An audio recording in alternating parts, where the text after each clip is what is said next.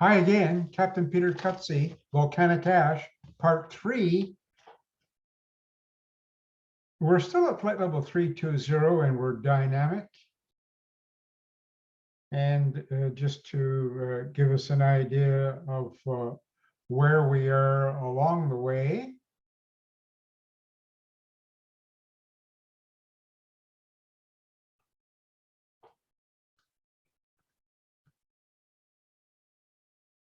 In our flight following.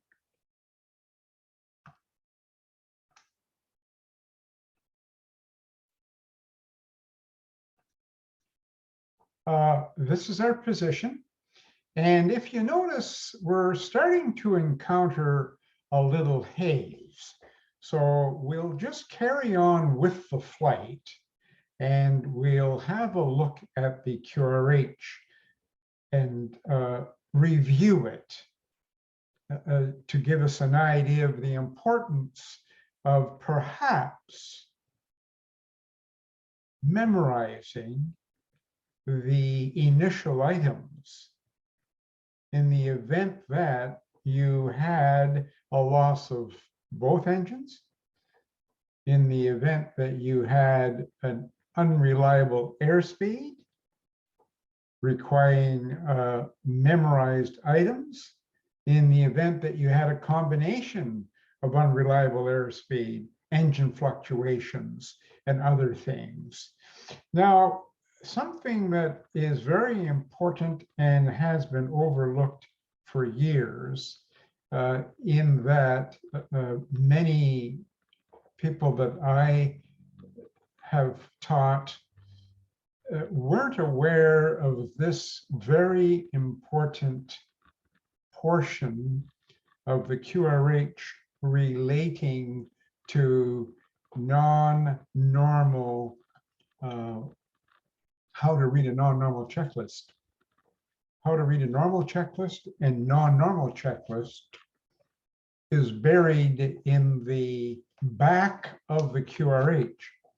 This one statement here, I draw your attention to and caution that it is not a license for pilots to do reference checklist items by memory, but rather something to be used in the event of flight safety under airmanship. The pilot flying may also direct reference checklist to be done by memory if no hazard is created by such action, or if the situation does not allow reference to the checklist,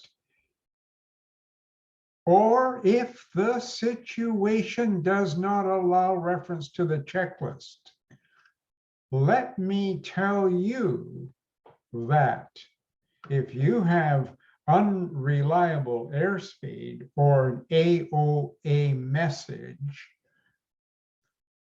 the AOA message is a QRH reference, but it says to go ahead and complete the unreliable airspeed checklist, which involves memory items.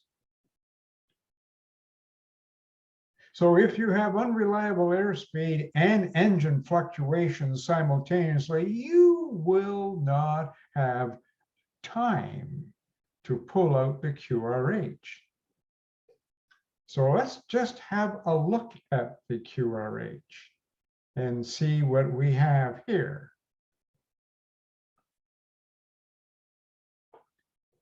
Condition: volcanic ash is suspected when one or more of these occur. We're not in that situation now, but we're going to read this checklist. And then in part 4, we're going to experience a situation that's going to require putting all the knowledge I'm passing on to you now into effect. So let's just have a look at this checklist while we are flying along our route. And we are starting to enter a hazy area. Volcanic ash is suspected when one or more of these occur. A static discharge around the windshield, a bright glow in the engine inlets, smoke or dust on the flight deck, an acrid odor, and other things that aren't mentioned here that we actually had a look at in part 2. Pressurization problems, engine problems, engine stall, surge, overspeed. So, and also, of course, unreliable airspeed. These volcanic ash chips can very easily and have been known to block pitot heads, thus causing a problem with the airspeed indication, which is unreliable airspeed. Unreliable airspeed, remember, with flaps up, autopilot disengage, autothrottle disengage, flight director off, with flaps up, 75% power, 4 degrees of pitch. Checklist. Well, you're going to be busy, because if you suspect volcanic ash, you've got to exit volcanic ash as quickly as possible and consider a 180-degree turn. Consider a descending turn. You want to get out of volcanic ash as quickly as possible. Yet you are following the memory items for unreliable airspeed. What are you going to do? You're going to use your head. Remember that your attitude indicators, the 3 of them, are reliable. Your engines may be fluctuating, therefore the 75% power is of no use.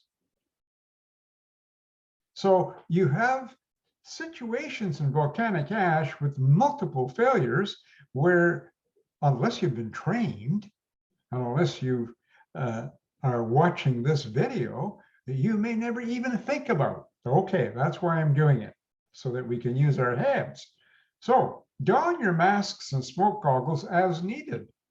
Well, if you've got haze and you've got a smell on the flight deck that's acrid, you want to make sure that your masks are on, goggles are on as needed, and captain on oxygen, first officer on oxygen. I strongly suggest that captain take control.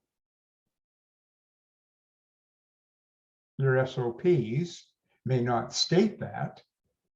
Airmanship states the captain better take control, because if you lose thrust on both engines, the first officer doesn't have any flight instruments. Probabilities that you're going to have that sort of problem in volcanic ash are high. Autothrottle if engaged, disengage. If conditions allow, run the engines at idle thrust. Well, maybe the conditions aren't ideal that you run at idle thrust. Why? Maybe you have unreliable airspeed and you set thrust at 75% as per the memory items, so that you can actually fly the airplane. But the unreliable airspeed QRH procedure is for unreliable airspeed with engines operating normally. Why don't talk about that? I never had volcanic ash training in all my flying career. So I want you to really think about what we're talking about here. And in part 4, we're going to see problems, multiple failures. Engine start switches both, flight. Pack switches, high, you want to increase the airflow. Engine anti-ice switches, both, on. Wing anti-ice switch, on.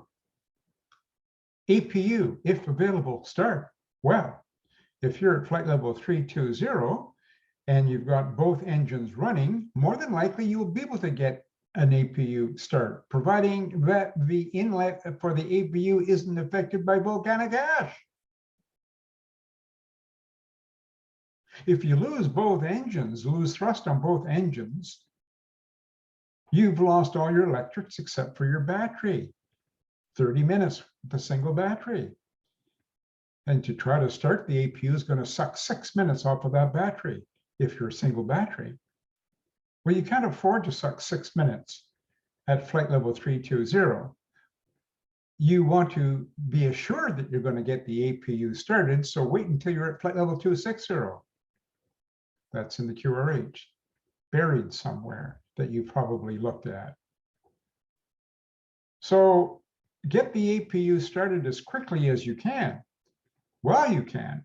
Note, volcanic ash can cause non-normal systems reactions such as engine malfunctions, increasing EGT, engine stall or flame out, decrease in indicated airspeed or loss of airspeed indications, equipment cooling offline. If failed engines can accelerate to idle very slowly, especially at high altitudes. If N2 is steadily increasing and EGT stays within limits, the start is progressing normally. Of course, plan to land at the nearest suitable airport. This is not an ETOPS flight, but really every flight, you should be always aware of what airports are closest. They're in your database, they're in your FMC. You've got fixed pages, use them. They're good up to 511 nautical miles with an ARC. Use everything you have available prior to your flight to stay organized. So plan to land at the nearest suitable airport. Choose one. Engines are running normally, end of checklist. Well, end of this checklist anyhow. You may have other problems. Engines do not run normally. Go to loss of thrust on both engines checklist, page 7.6. Well, hello. Before you can go and do a checklist, you've always got to do the memory actions, recall actions. And there are recall actions for that. Phew. Volcanic ash experience can be severe. Let's just have a look at what's happening here now. All right, there's our next point. Let's just go to Prague page.